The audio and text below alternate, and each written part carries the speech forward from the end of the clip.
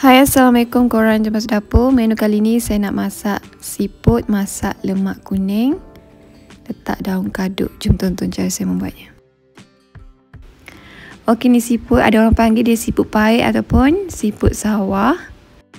So, nak cuci siput ni, ramaskan dulu dengan daun senduduk.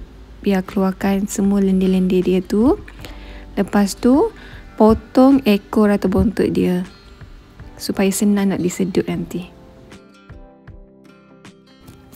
Cara nak potong dia boleh tengok pada video yang saya tunjukkan ni.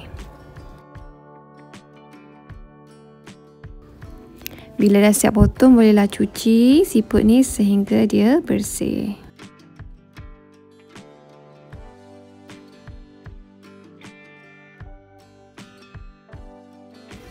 Dah siap, boleh toskan sekejap, masukkan ke dalam periuk.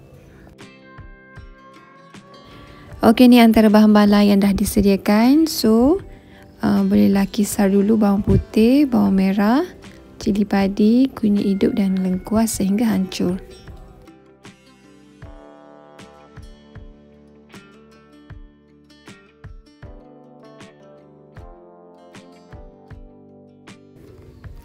Okey, ni hasil bahan kisar. Boleh terus masukkan ke dalam periuk. Masukkan juga santan. Masukkan juga asam keping. Masukkan juga air secukupnya. Lepas tu boleh terus tambah garam, gula, ajinomoto secukupnya. Okey, ni daun kaduk boleh carik-carikkan. Masukkan ke dalam periuk.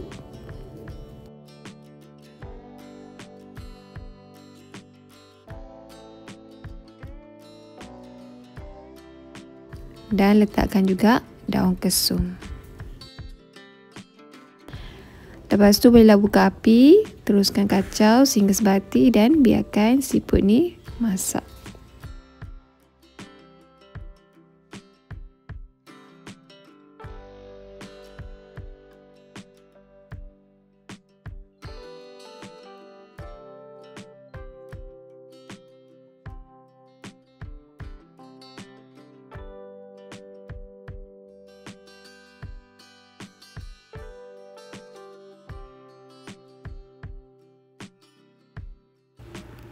Bila siput dah masak, rasa pun dah cukup, bolehlah matikan api, siap untuk dihidang.